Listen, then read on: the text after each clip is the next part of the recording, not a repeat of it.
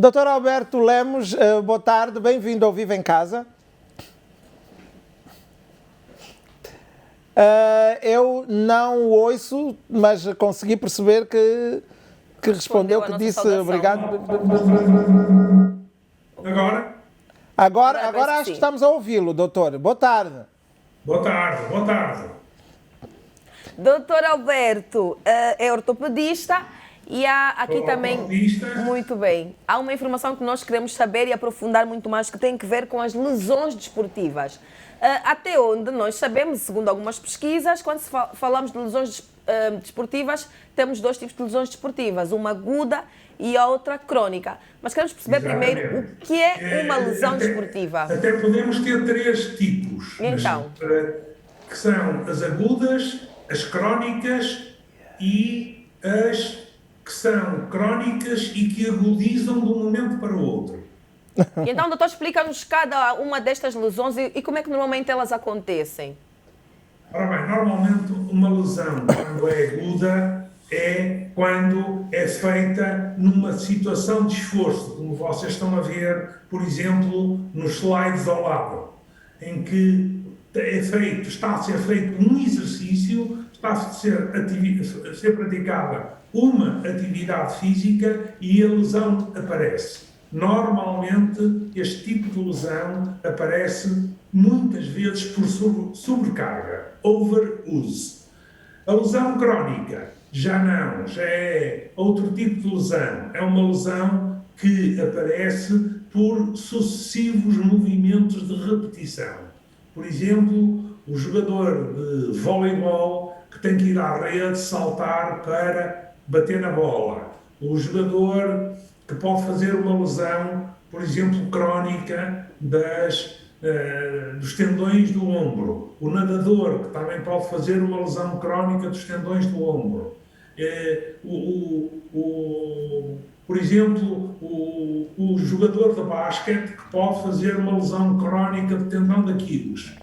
E depois, conforme eu lhe disse, existe a terceira hipótese, que é a pessoa que tem uma lesão crónica de há uns tempos e de um momento para o outro esta lesão passa aguda. Por exemplo, um praticante de desporto que tem uma tendinite do tendão de Aquiles e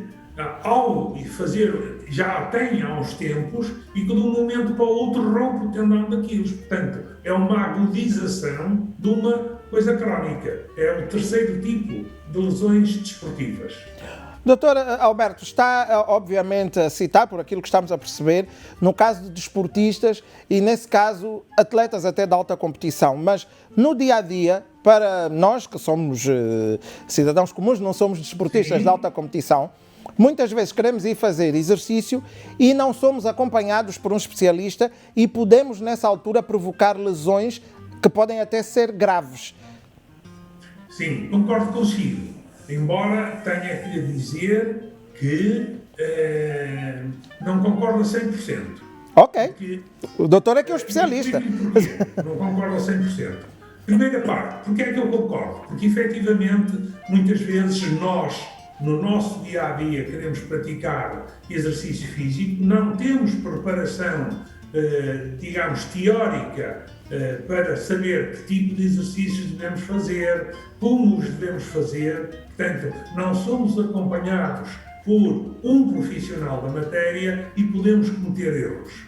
Mas, também, muitas vezes, e isso é a parte em que eu lhe dou razão, em que devemos ser acompanhados por um profissional especializado, mas muitas vezes também podemos, mesmo sendo acompanhados por um profissional especializado, ter lesões desportivas. Por exemplo, o profissional especializado, o chamado PT, o personal trainer, pode estar a fazer um exercício consigo de agachamentos e você pode fazer uma lesão do seu menisco e está a ser acompanhado. E não é culpa do PT, nem é culpa sua. Mas, ó doutor, mas entre...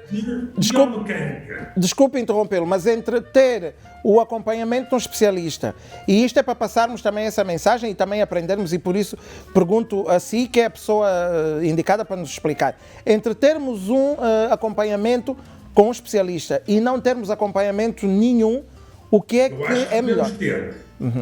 Acho que devemos ter, sem dúvida. Ok. Mas não é impeditivo de haver lesões. De haver lesões, exatamente. Mas há mais uma questão que nós queremos saber, Dr. Alberto. Há alguma modalidade onde é muito mais fácil o atleta ter alguma lesão? Sabemos que há aquelas modalidades em que há muito mais contacto físico. Há algumas que pode fazer com que seja mais provável o atleta ter uma lesão?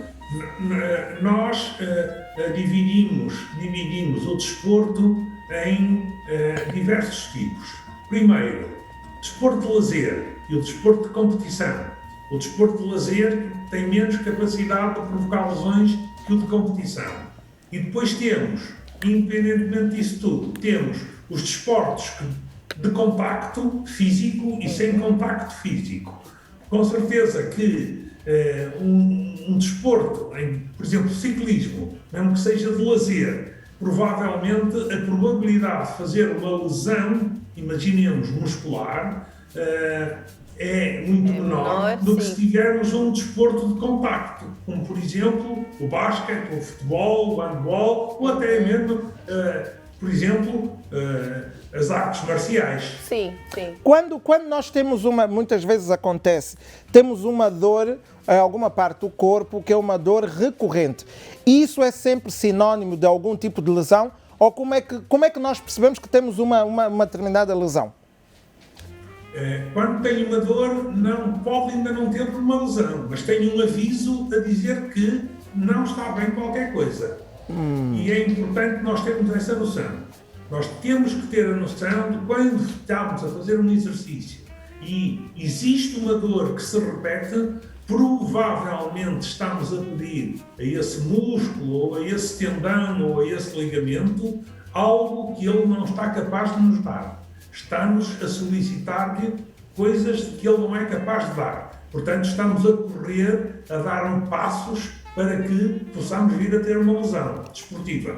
Além do exercício físico, doutor, a má postura ou uma postura incorreta também pode provocar algum tipo de lesão? Não concordo consigo. A má postura não nos dá lesões. Pode nos dar patologias, mas não lesões desportivas. Deve calcular. Por exemplo, eu posso ter por uma má postura profissional, mal sentado, uma má postura até mesmo em atividades lúdicas, mas isso não me dá direito a eu ter uma lesão desportiva. Agora, pode-me dar alguma patologia, sem sombra de dúvidas. Ok. E ainda falando em lesões, doutor, como é que eu vou fazer essa pergunta? Quais são as maiores lesões que normalmente os atletas acabam por contrair? Sabemos que há várias, há ruptura muscular, há distensão muscular e há tantas outras. Quais são as maiores lesões dentro daquilo que é a atividade esportiva? Acho que, de facto, essa sua pergunta é extraordinariamente pertinente. E porquê? Porque nós graduamos as lesões precisamente em função da sua gravidade. E, efetivamente, as lesões mais graves que um desportista pode ter, seja um desportista de lazer, um desportista ocasional ou mesmo um desportista de alta competição, são sempre as lesões tendinosas e não, como muitas vezes pensamos, as ligamentares. Por exemplo, deixe-me dar-lhe 2 exemplos para perceberem. Vamos falar da articulação do joelho. É muito mais grave uma lesão do tendão rotuliano ou patelar, que é o tendão que une a rótula à tíbia. É muito mais grave uma lesão de um tendão rotuliano do que uma lesão do ligamento cruzado anterior, que é também uma estrutura nobre no joelho. Mas quer o tratamento, quer a recuperação, garantidamente que estão diferentes, estão a anos-luz um do outro. Por exemplo, para ter uma ideia, uma lesão de um ligamento cruzado anterior do joelho, num desportista, necessita de cirurgia. E eu consigo pôr este desportista, e eu, quando digo eu, é uma maneira de falar, nós, médicos, profissional, sim, nos dedicamos principalmente à traumatologia e à cirurgia desportiva. Conseguimos pôr um desportista de alta competição a fazer alta competição ao fim dos meses, a 100%. Se este desportista tiver uma lesão de um tendão, pode ser o princípio do fim da carreira dele. E dou-vos um exemplo, por todos conhecidos, o famoso Ronaldinho do futebol, que fez uma ruptura do rotuliano e acabou o desporto para ele. Pois. Portanto, as lesões, dependendo do seu nível, digamos assim, de gravidade, elas têm solução ou podem não ter solução. E nessa altura, presumo que os especialistas dizem logo aqui também não há nada a fazer, não é? Não, Daniel, nós soluções arranjamos para tudo. Só não arranjamos para a morte. Nós soluções arranjamos para tudo. Agora, o que podemos é arranjar uma solução que o nosso doente, o nosso desportista, quem estamos a tratar, não consigamos pô-lo a 100% recuperado. E isso é um facto. Por exemplo, vou-lhe dar um exemplo. Eu vou operar na próxima segunda-feira uma ruptura de um tendão rotuliano feita há 4 meses. Eu já avisei o doente que provavelmente só vai conseguir uma recuperação nunca superior a 85%. Ok. Isto num desportista de alta competição é o fim do desporto Da carreira, exatamente. Ai, são situações às vezes complicadas e São. para desportistas, mas ainda bem que o Dr. Alberto Lemos, que é ortopedista, esteve aqui connosco no nosso momento Viva com Saúde, esclarecer-nos muito mais sobre estas lesões desportivas e não só. Dr. Alberto, o nosso muito obrigada por este esclarecimento. Estaremos juntos numa próxima oportunidade. Foi meu. E até a próxima, doutor. Muito obrigado. Até a próxima. Obrigado. Um abraço. Tchau. Obrigado.